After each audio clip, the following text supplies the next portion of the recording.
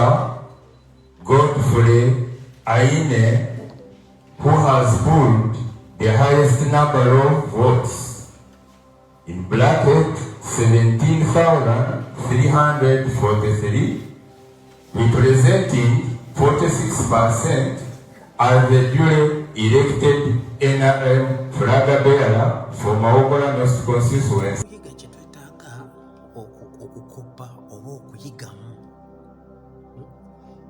Twalaba muwala w'omukulu Samukuteesa nga Kitawe Samukuteesa amuleese amulaze bannamawugola abagamba mbu gwe baba balonda ye ebyobufuzi abivuddemu.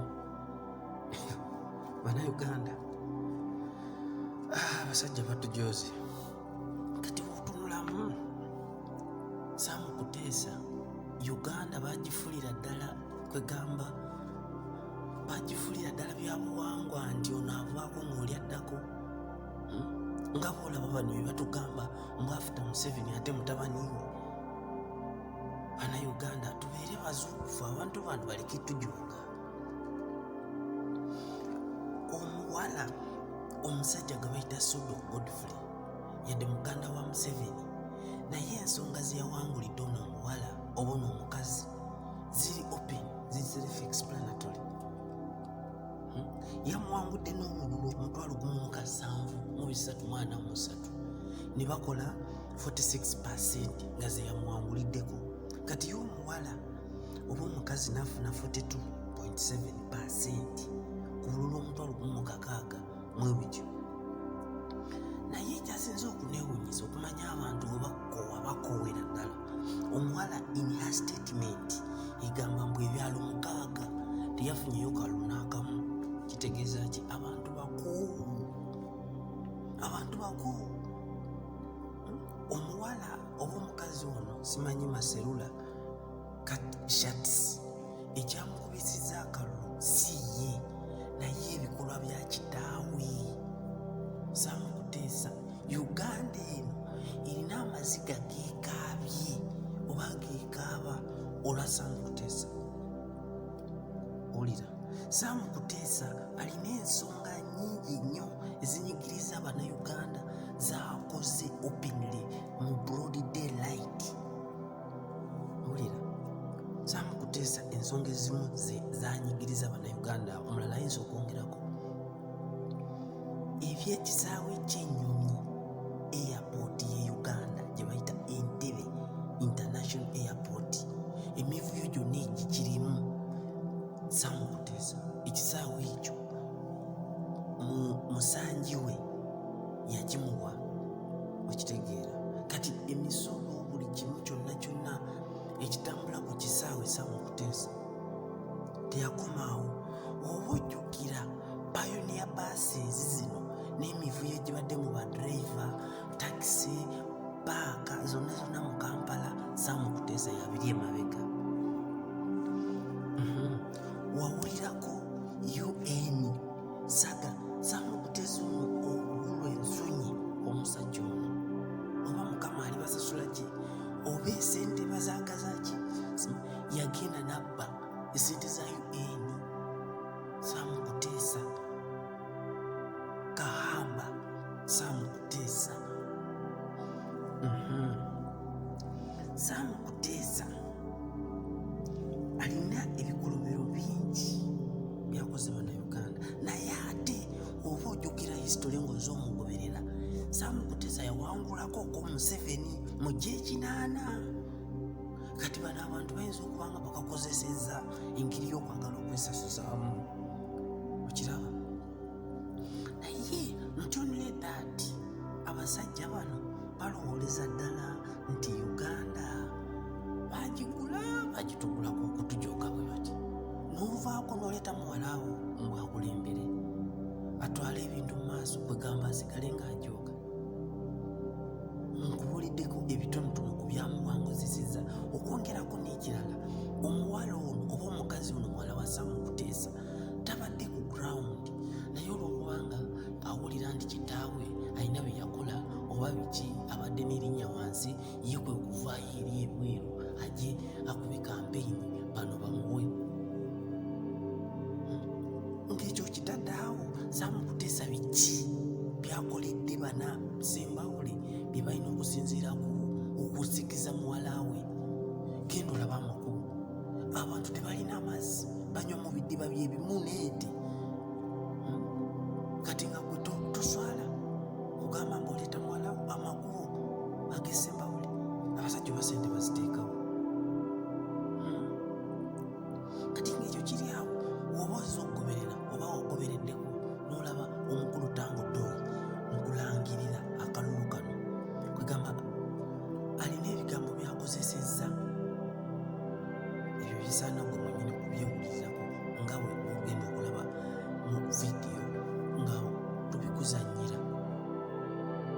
Kale munnange tubeere babuufu, tubeere kwegamba bazuukufu. Kino kimbadde nze ekyokuyiga era kindaga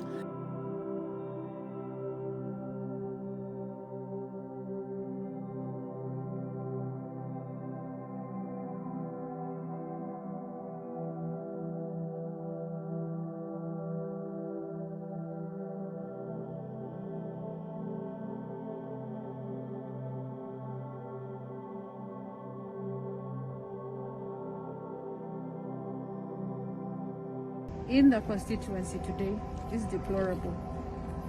I believe we have not been defeated, we have been cheated, but many times the world over, we know that we should pick up our pieces, fight on, and live another day to serve our country.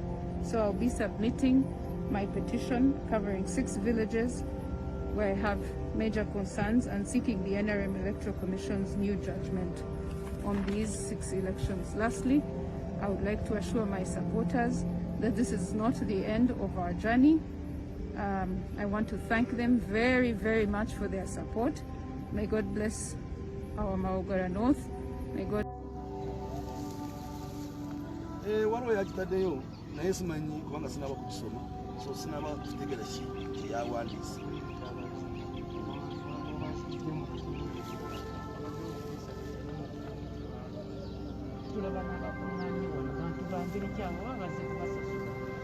Ekisooka mbadde noonya akalulu mu bantu,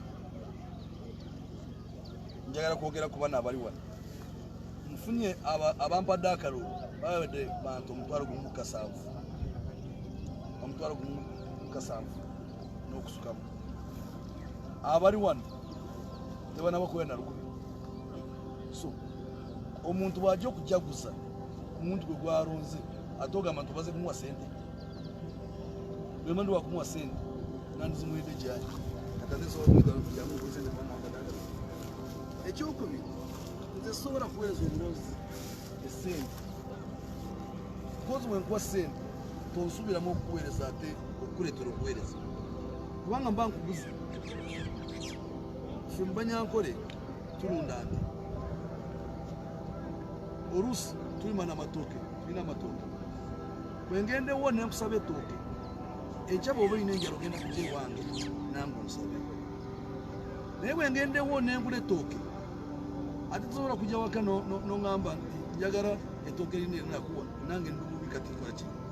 So wano bwe mbanguze era ndindako okugula. Naye bwe mba nsabye kitegeeza olinze nkusabye akalulu okukolera, so olina kulinda nze nkukolere. Bwe mba kasikoledde onkole ki, nzigyemu ongobe kubanga gwampadde omu. Essaawa eno bwe ngenda mu palamenti abantu b'e Maugara North be baba nga bampadde ki, omusaala gwe bansasula mu palamenti guba gwa Maugara North. Ate omuntu bw'akuba omulimu olina kumukola dde n'akusasula. So nze aba Maugara North sobola kubagula ebyo bye wawandiika kabawandiike, sina kyakola. Naye ate nze manyi babadde bagula ate okusinga bye boogera kale. Naye omanyi omuntu bwaba nga akutaayiza oba nga oli mu mazzi olwo ogidde mu mazzi gagala kitwala nobwovaayo n'osanga omusota wagula olina kukwata kukuyambe. So bw'oba nga abantu bataddeyo petition nti bagamba nti mbadde ngula abantu abalonzi then ate bo abadde bakola because nyina evidence basanze n'abantu mu hoteli nga bawa sente bayisa abantu nga bawa sente nyina recordings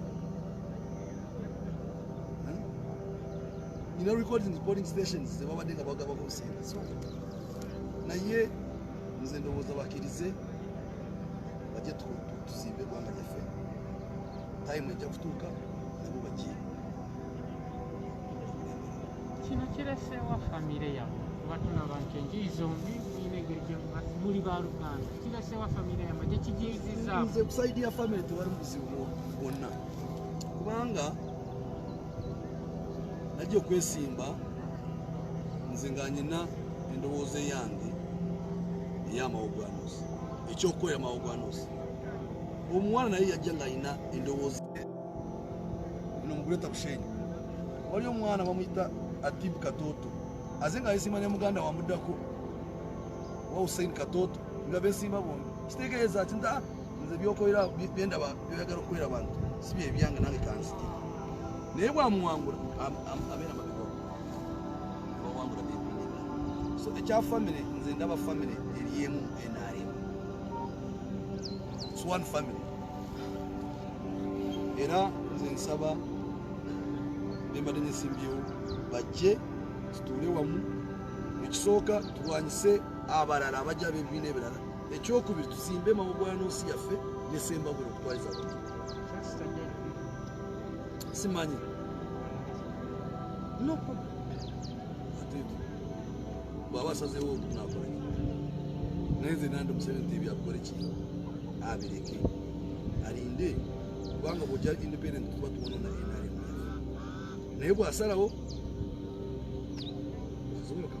katuyigire resi Yes. Yeah, exactly.